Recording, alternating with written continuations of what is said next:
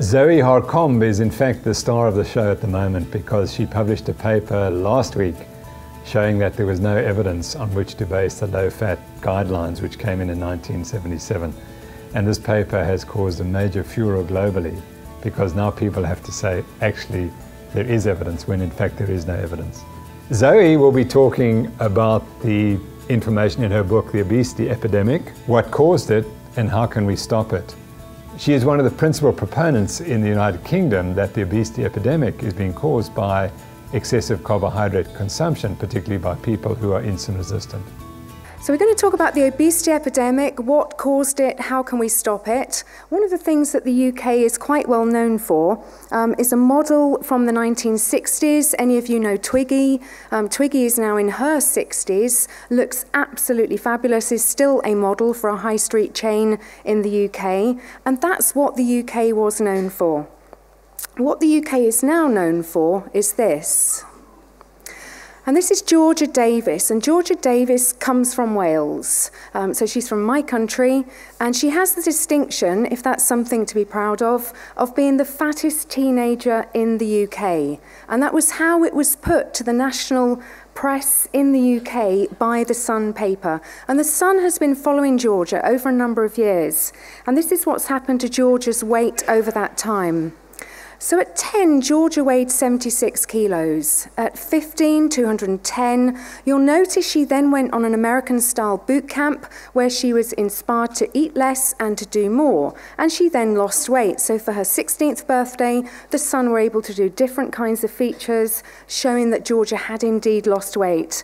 But by 18 years, her weight had doubled, and by 19, 400 kilograms. Now, Georgia was recently cut out of her house in Aberdare in Wales because she had become so seriously ill, and yet she was unable to get to hospital through any of the normal entranceways in the house. How can we do that to a teenager? How can we do that? The agenda I'd like to go through, therefore, is the obesity epidemic, just to give some basic stats, and I'm going to connect it to a change in dietary advice. I'll invite you to come to your own conclusions as to what caused the obesity epidemic, but I'm going to present an argument for you here today. Were we right to change the dietary advice? What did we change to? What should we be eating if we want to stop this obesity epidemic? And the obstacles that will be in our way to change. Now, the references for all of these, there's a lot of publications. I don't write the full title at the bottom. If you go on my website, /ZA1, you've got all the references. You just need to make a note of the slide number and the reference number, and it's all there for you. So sit back and enjoy, and hopefully you won't have to make too many notes. Now, this is the obesity epidemic in the UK. So the World Health Organization data from 1966, available to 1999, we were then no longer able to measure the UK because it became devolved in terms of healthcare. So Scotland, Northern Ireland, Wales, and England separated. All I've done here is to extrapolate back what obesity could have been, but essentially when it's only 1.8% in 1966, you can pretty much extrapolate back as far as you like. We didn't have an obesity problem. But we then had an obesity epidemic. So in 1972, 2.7% of men and the same number of women were obese in the UK.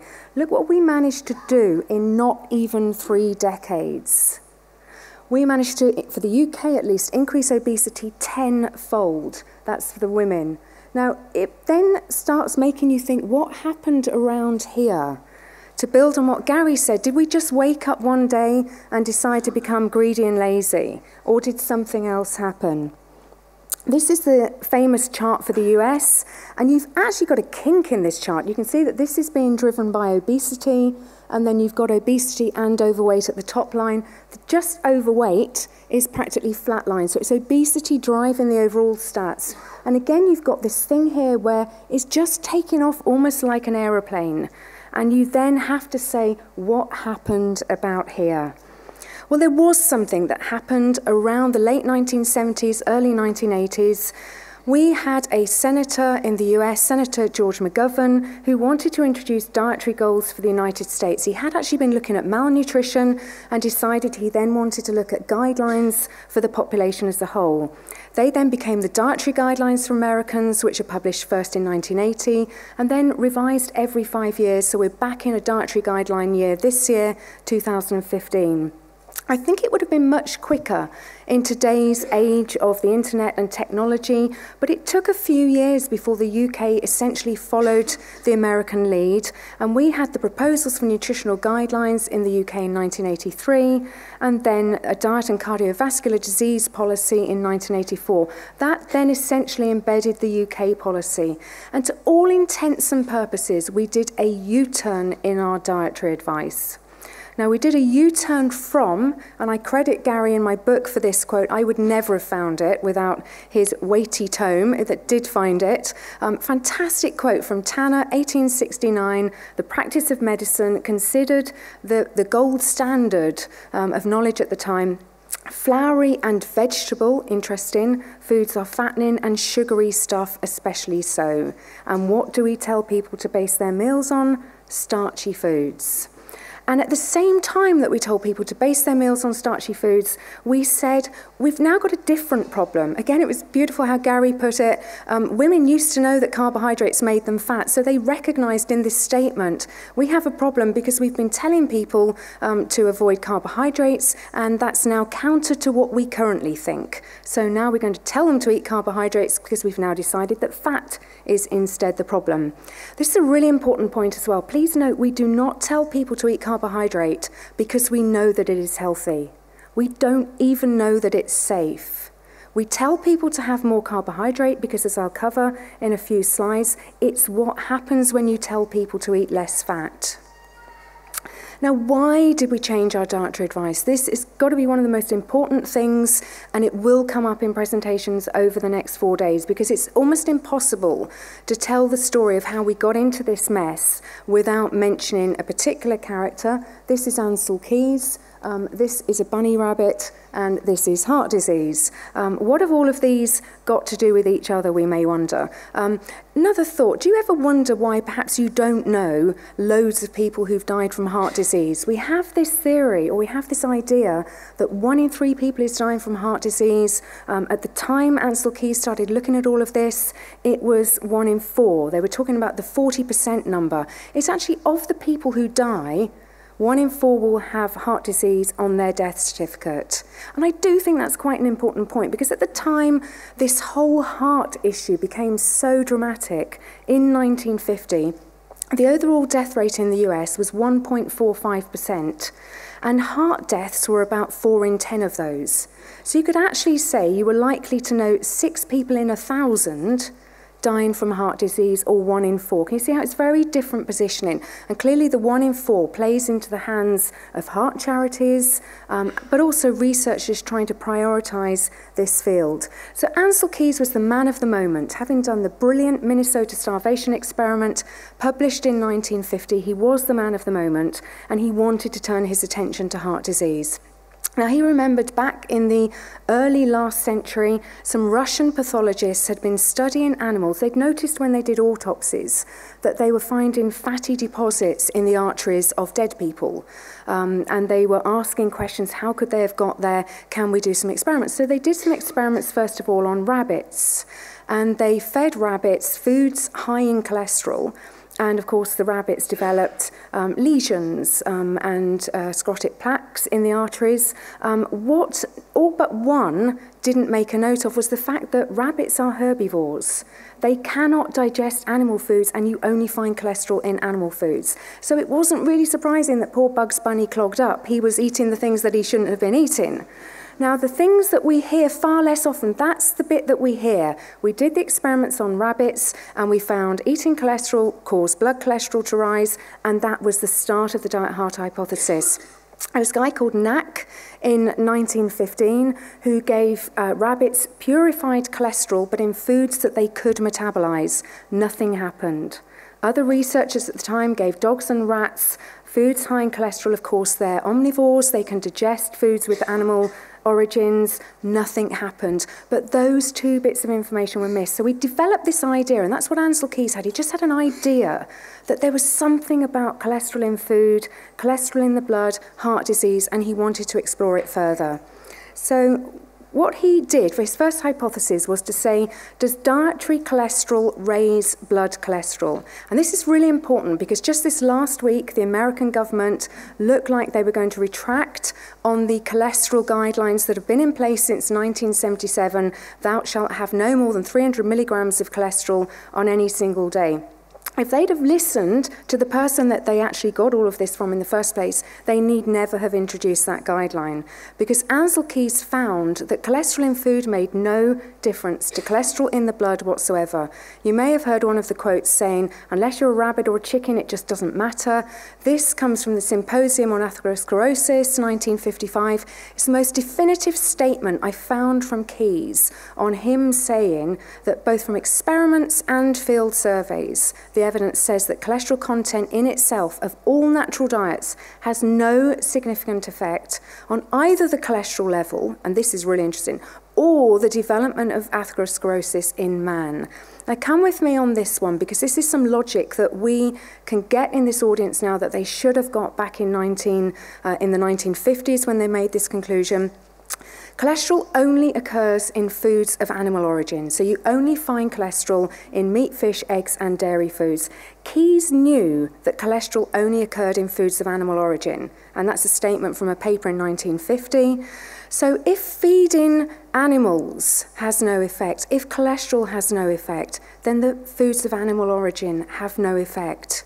Do you see that? To give the human subjects the dietary cholesterol that he needed to give them to come to the conclusion that it made no difference, he fed them animal foods. And he therefore exonerated animal foods, but he did not make that connection. What he should then have gone on to study, of the three macronutrients, we know them as carbohydrates, fat, and protein, he should have gone on to study carbohydrate, because animal foods are rich in protein and fat and very, very sparse or none at all in carbohydrate. But he didn't. He went on to study fat. He was convinced that it was fat.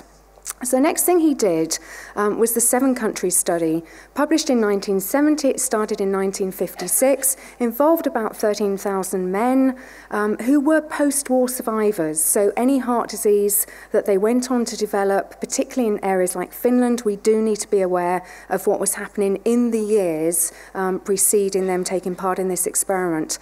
And the conclusions of the 7-country study are often overstated.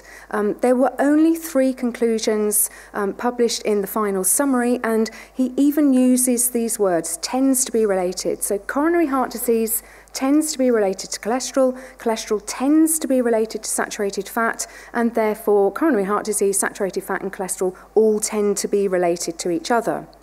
Now, he quantified this in the 25-year follow-up paper, where he said the Pearson correlation coefficient is about 0.72 for heart disease deaths at 25 years. They carried on monitoring it past the 1970 publication, and the cholesterol level, the blood cholesterol level of the men at the start of the experiment. And so when I was looking at that to test that he had in fact used the Pearson correlation coefficient and to just understand what he was doing with the numbers, I noticed that there seemed to be a much stronger association with another variable. And that variable was latitude.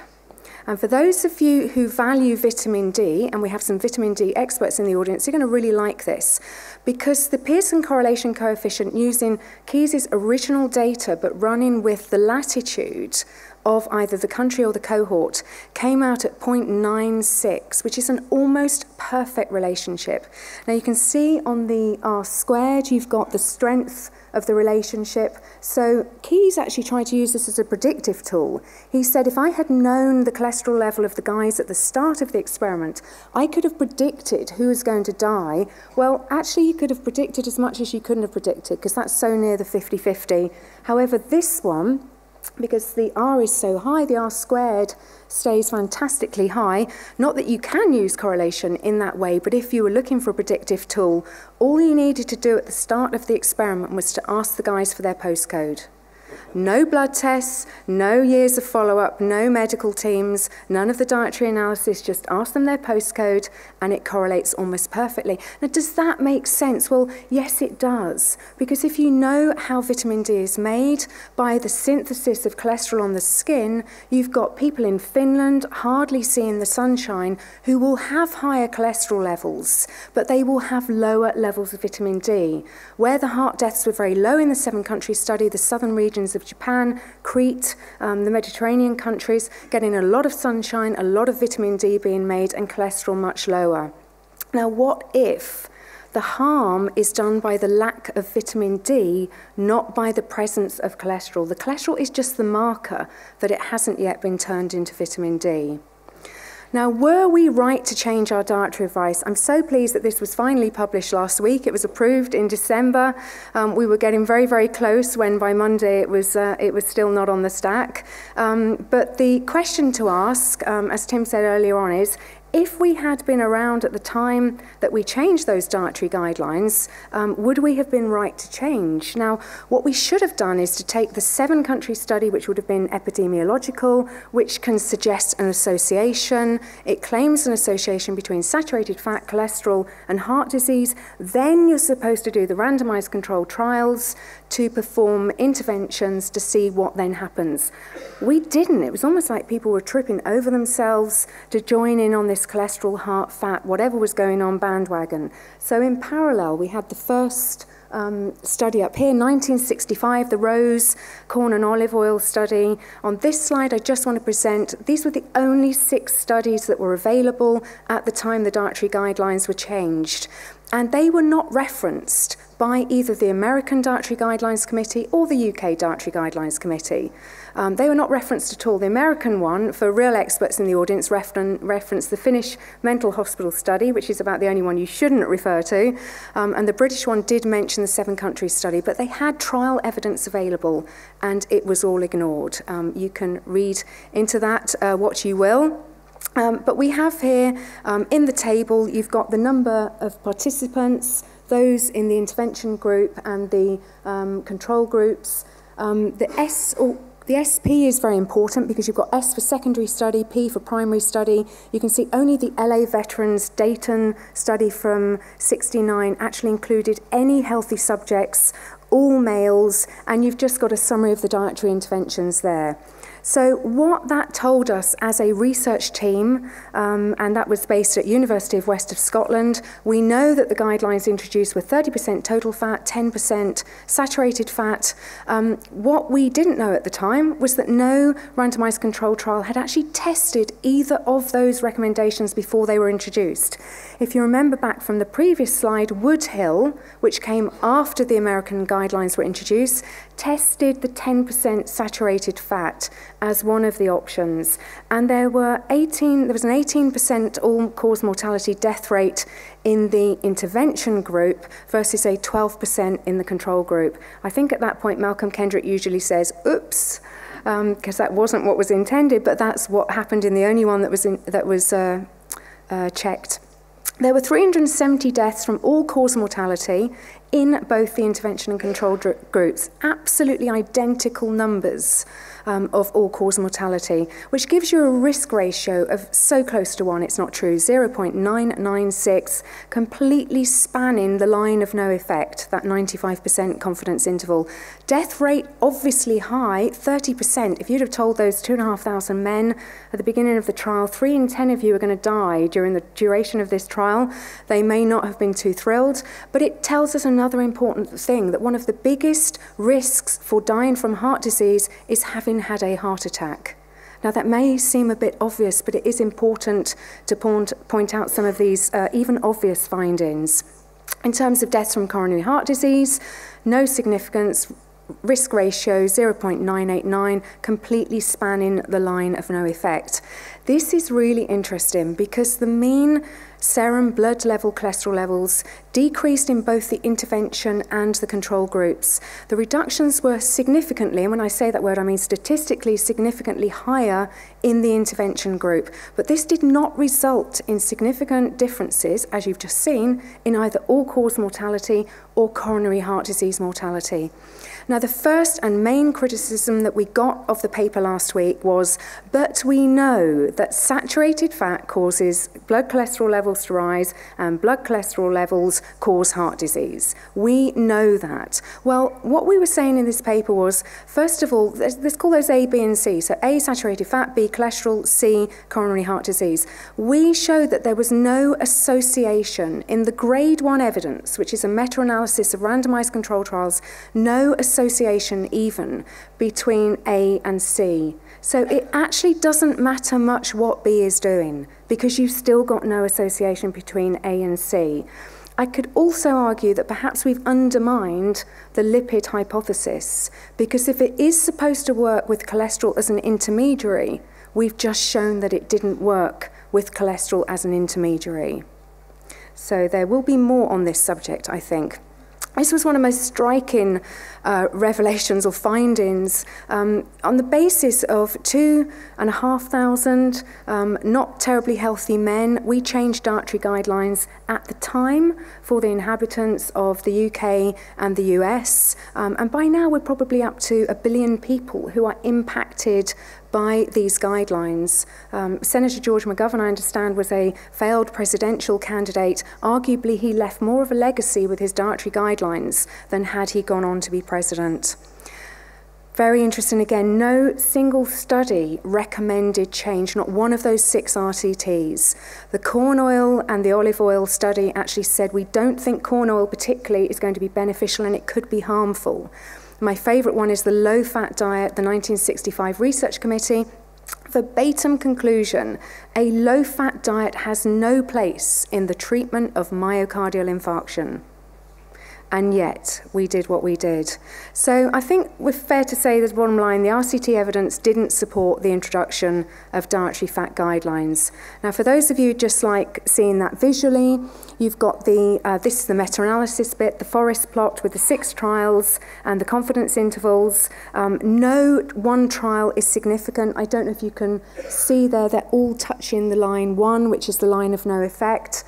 You've got Woodhill here and the corn and olive oil saying you were much better off being in the control group, and you've got nothing much saying that you were much better off being in the intervention group, because the big blobs carry the most weight and the longer, larger studies, the Dayton and the Oslo, carried the most weight. Very, very slight differences to the left counter any major differences over there to the right. You can take any one of those studies out and it has no difference whatsoever.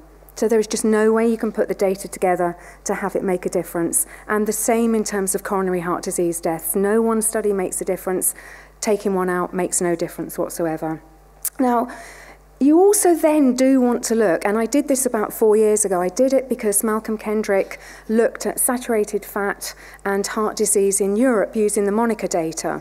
And he showed that the countries with the highest saturated fat intake actually have the lowest rates of heart disease. France is the absolute classic. It's the single lowest rate of heart disease in Europe, the single highest rate of saturated fat intake. And I thought, well, there's got to be quite a lot of data in the world if we want to look at cholesterol and this time cardiovascular disease. And there's an incredible amount of data available from the World Health Organization. There's a blog, the link you've got there. There's a blog on how I did this. Any of you can repeat it. It takes a couple of hours. You go to the World Health Organization and you put in the average cholesterol levels for 192 countries. That's all of them that they've got data for. And this is men and overall death rates and cardiovascular disease. So you can see a very slight downwards gradient. I've stuck in a blob for South Africa. I don't know if you can see the red where it is there. No, it's just quite near the line there. And I've put in one for the UK, just if you're interested. But that's a very, very slight downwards trend. The R and the R squared, nothing to get excited about. So let's now look at women and cardiovascular disease deaths. Now remember, this is supposed to be going up. That's what we've been told, okay? So the more that cholesterol goes up, the more likely you are to die. And this is from any cause. Well, it's the exact opposite. The higher your cholesterol, the lower the death rate. The higher the death rate, the lower the cholesterol. That's starting to become quite interesting as a correlation coefficient at 0.5. Then take it to all deaths and cholesterol for males. You've got an even steeper R going on here. The strength of the relationship is strengthening, and you've got a very clear downwards trend. And then finish it off with women. And women, for all deaths, you've got a strongest relationship of all. That is significantly telling us the last thing we want to be doing is lowering cholesterol. Now, when people have shown these to physicians, and Malcolm and Ufi Ravenscoff have had the same experience, they don't get it. They don't get that the graph is the wrong way round. And their first instinct is to say, oh, it's even worse than I thought. The paradigm in the head is so strong that cholesterol causes heart disease, that when you present them something and to say, okay, that's an association, I'm not claiming causation here, but again, as Malcolm Kendrick says, association does not prove causation, but lack of association disproves causation. If you haven't even got an association between saturated fat and heart disease, or cholesterol and heart disease, or cholesterol and cardiovascular disease, you're going to be on really shaky ground trying to claim that one causes the other. So what did we change to? This is something that I call the Eat Badly plate. This is the role model healthy eating advice in the UK. We've seen the food pyramid, which was the US advice. This is not going to differ dramatically in different countries. It's just about how can we promote carbohydrates, essentially. So we've got here the Eat Well plate, as it's called in the UK. You can see the sugary cereal. You can see white bagels. You've got tins of fruit in syrup. You've got sugary baked beans. You've got all kinds of stuff going on here. This is the just inexplicable segment for a role model plate of healthy eating, where you've got Battenberg cake, sponge cake, chocolate, sweets, biscuits. There's even a can of cola. I don't know if you can make that out. In the original plate, which was called The Balance of Good Health, 1994, it was a branded can of Coca-Cola. And it was branded cornflakes, Kellogg's, of course. So we took the brands away, but we didn't actually change that much. Now, for those of you who are familiar with the impact of calories on density, this is supposed to be by weight. So if you have 8%, that purple segment, of your diet in the form of those foods, those junk foods essentially, they end up becoming over 20% of your calorie intake. So that junk segment really has no place. The starchy carbohydrates, similarly, because of their energy density, end up taking up 50% of your calorie intake when they were intended to be 33% of your plate. Now, we tell people to avoid sucrose, but sucrose is essentially a combination of fructose and glucose.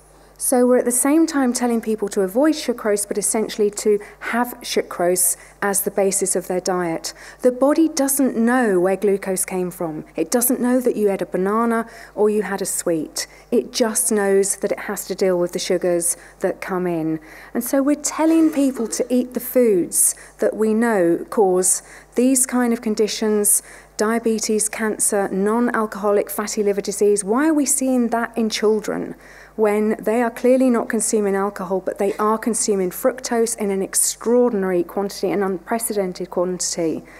And there's only a couple of foods on the entire plate. There's a vegetable oil here, much would be better as coconut oil, and I think there's one of the protein, meat, fish options that isn't actually breaded, and the protein would have a slight impact, but to all intents and purposes, 2 foods would not have an impact on blood glucose levels. And we only need about 4 to 5 grams of glucose in our bloodstream at any one time, and this is what we're being told to chuck in on a daily basis. Now, the consequences of that are, and this is studying the actual UK official data for our food intake, the consequences of that are that we have in the UK about 1,500 of our daily calories in the form of processed food. And many of those are taken up in the form of white flour and white sugar. Now, what has gone up during the period that we've become obese? 1975 to 1999, cereal products, soft drink consumption, ice cream, processed potatoes, oven chips, all that nonsense. What has gone down? Real meat, eggs. We eat half the number of eggs we used to, 1/5 of the butter that we used to, 1/5 of the whole meat, whole milk and far less fresh green vegetables. So you cannot implicate meat, eggs, butter, and green vegetables, the kind of basis of how I eat and how a lot of people down the front eat, and hopefully most of the audience eat. You cannot implicate those in the obesity epidemic when they have fallen through the floor. You can implicate the cereals and the cereal products that have risen in parallel with obesity. Now, I do love pointing this one out. This is from industry data, 1.4 kilograms of flour consumed by the average Brit per week, 731 grams of sucrose, and about 39 grams of butter. And we have the absurdity to say that butter is making us fat. Could it possibly be the 2.1 kilograms of the white stuff that could be having a bit of an impact instead? So what should we eat? If we want to solve this obesity epidemic, what should we be eating? Well, it's glib to say let's just go back to eating what we had before we had an obesity epidemic, but that's essentially what we're saying. And it does seem incredible to this group of people that we're the ones seen as the heretics, the radicals, the revolutionaries. It's like we had a way of eating, depending on your belief system, for a few thousand years, 3.5 million years, we had a way of eating. And it was only in the last 30 years that we changed that. So surely the radical thing was that change. When we asked the human race to have that extraordinary level of carbohydrate, never having previously tested it on the human race. Well, we've now done the test. We've done the test 30 years on up to 1 billion people, and I think we've seen the consequences. So it'd be quite good if we could stop that experiment and maybe go back to eating how we used to eat. What should we be eating? It's really simple. We shouldn't even have to have the word real in there. We should be able to own the word food back. They should have to call their food fake, and we can own the term food. But I'll call it real food for now. There should only then be one nutritional debate. Should that real food be mostly plants or animals, or mostly carbohydrates or fats? And we'll see how they become connected. Here's a great chart that I've developed. Some of you will be very, very familiar with food and macronutrients. For those that aren't, I just want to speed through this. I do think it's really interesting. There is one food group on the planet that is entirely carbohydrate. Actually, it's not a food. It's sucrose, 100% carbohydrate. Shouldn't be called a food, but that is the only pure carbohydrate that we do ingest. At the other extreme, we've got fat, 100% fat, and that's our category of oils. Now, interestingly, protein is in virtually everything. So we tend to have in nature, and this is just how food tends to come naturally when we're eating real food, we tend to have carbohydrate proteins and we tend to have fat proteins. And you'll notice that those tend to be plant foods and those tend to be animal foods. So that's where the debate on real food tends to get into the plant, animal kingdom, or the fat carbohydrate world. You've got this very interesting group in the middle, foods naturally rich in all three macronutrients, carbohydrates, fat and protein, nuts, seeds and avocados, but they're quite rare. And as you get closer to the center, so meat and fish, 0 carbohydrate, eggs, a trace, dairy up to about 5%, particularly if you're going for the more fluid dairy, hard cheese, very little carb content, fruit and veg, very little to next to no fat content, and as you head in here, you're tending to more of a fat content. So they start to merge at that middle point, but that essentially is food. Now, what happens when you put in a macronutrient target, which is what the governments of the UK and the US did and the other countries followed, we said let's have 15%, let's have no more than 30% of our diet in the form of fat, because protein is in everything. It tends to be fairly constant at around 15%. And by the law of maths, you're then left with 55%. And in case we couldn't work it out, the American Nutritional Guidelines spelled it out, have 55, actually they said to 60% of your diet in the form of carbohydrate. Now, as soon as you mandate that, you start people making poor food choices. And we're going to see that on the next slide. Now, in terms of the low-carb, high-fat debate, I'd like to approach this in two different ways, because I think there are a number of people, but I think that they're still, thankfully, the minority, who need to take this kind of approach. And I think they do need to take a macronutrient approach to their diet, and it's essentially got to be driven by that little segment there. And if your obesity has not responded to just eating real food and managing your carbohydrate intake, and or if you have type 2 diabetes, you may seriously want to think about how small you want to make that blue segment, because it's then the carbohydrate intake that's going to drive your health and your energy and your fitness and all those other kind of things. Anyone can go that route, but what I want to do is to make this an inclusive approach to show that anyone can end up at low carb, high fat, although some people should choose it at the macronutrient level. Now you see, the minute you set the blue segment, because protein tends to be in everything, and because protein tends to be in everything, you cannot eat a naturally high protein diet. If you are eating a high protein diet, you are doing something unnatural. You are having daft things like egg white omelettes, you are having white fish, you are having skinless chicken breasts. You can't eat protein alone. There was no column just yellow saying this food is protein alone. So if that stays around 15%, fat has to fill up the rest. It's not that you're necessarily choosing to go high fat, you have to if you go low carb, because it's the healthy thing to do. And I want to take the rest of us, maybe that's going to be too far for some people, I want to show how it's still how you end up. Because if you make your nutritional choices on the basis of, I'm going to eat real food, and then I'm going to look after the pennies, and the pounds will look after themselves, cents, dollars, take care of the micronutrients. So if you eat to get the vitamins and minerals that you need for optimal health, there is only one decision in that: plants, animals, carbs, fat. You are going to be driven, and I apologise to vegetarians, vegans in the audience, you are going to be driven towards the animal foods. You have the single most nutritious food on the planet. On the left-hand side here, liver. This is per 100 grams of product, the protein quality, calories, vitamins in a selection of foods. And I've put in red for each row the winner in that row. So brown rice wins on calories per 100 grams. That's probably not the one you want to win. But liver wins on protein quality, and then liver pretty much cleans up on everything else. You've got a rare thing here where a plant food is actually providing more. But again, if you want to then compare that by calorie versus by gram, liver is going to be competing calorie on calorie straight away. Look at, I've got to highlight this one before moving on, because liver is actually the utterly complete food. If you notice there and there, liver actually has 4 times the vitamin C of an apple. We don't often get told that. You'd have to eat it raw, but then that's entirely palatable, and my husband has testified to that. So it really is a complete food. Let's look at the minerals. We've just looked at the vitamins, a selection of some of the most important minerals.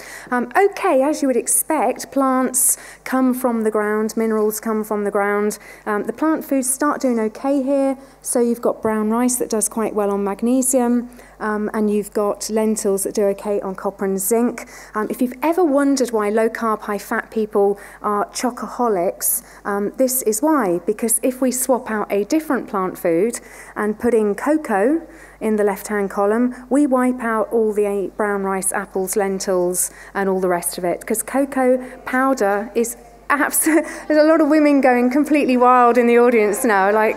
I've just given them the reason to eat chocolate for the rest of their life. But I do eat a huge amount of very, very dark chocolate. And cocoa powder is a phenomenal source of those minerals. So if we ask the question again, what should we be eating? Real food, no debate. Should it be plants or animals? I think it was Michael Pollan who famously said, eat food, mostly plants, not too much. I would say eat food, mostly animals, quite a lot. Because... Thank you.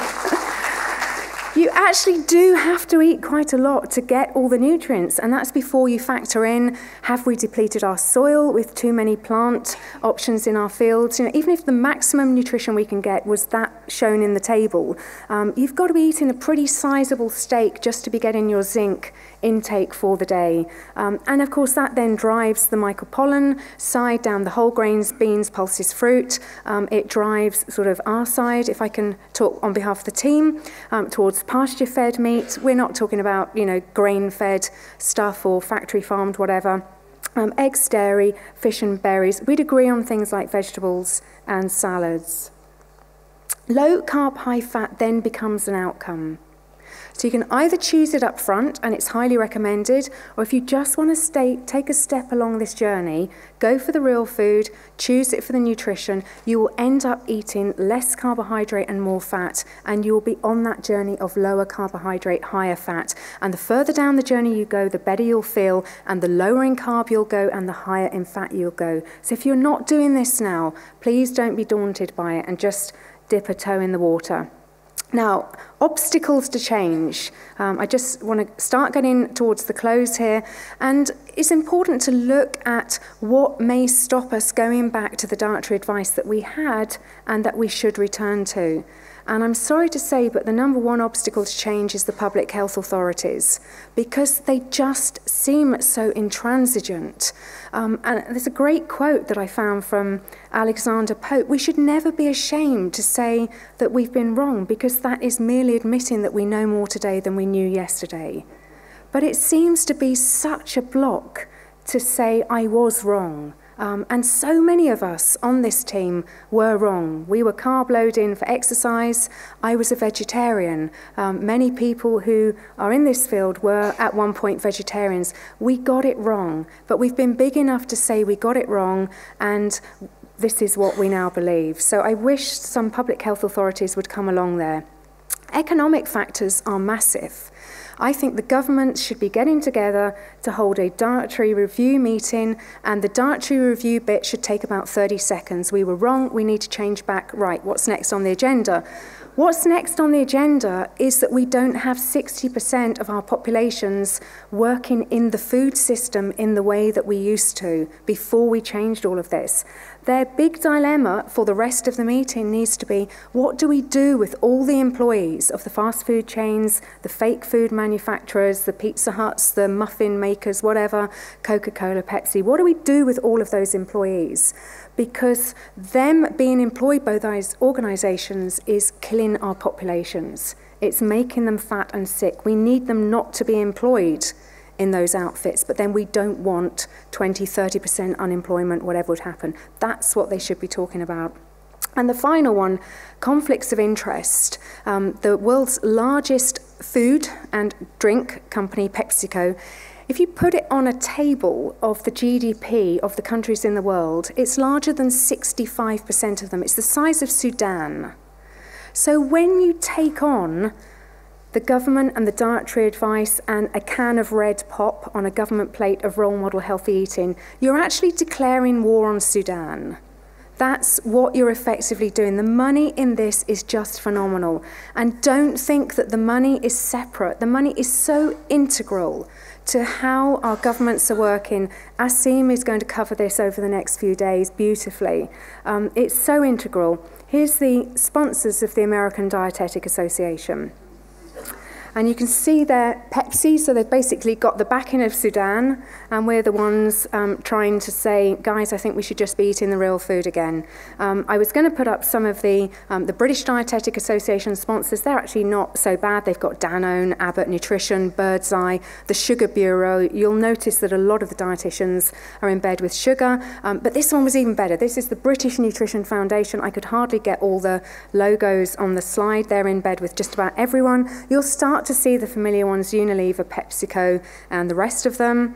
And then I put together something for South Africa. This combines sponsors that we're aware of, sponsors that were at a recent conference where they were partnering with nutrition foundations. They have Nestle as one of their diamond sponsors. There is an Association for Dietetics in South Africa and the South African Sugar Association. They have a joint award that they give out. I mean, that's just fabulous, isn't it? And then, of course, you know, sugar up here. We should have our dietary authorities nowhere near the organisations that are trying to make us consume their products when we know that their products are so bad for their health. Not only are they close, they're partnering, they're sponsoring, they're working very, very closely together. So here's the summary. We changed our dietary advice in 77 in the US, 83 in the UK, the rest of the world has followed suit. We changed with no evidence. We changed to the wrong advice, which we can summarise as low fat, high carb.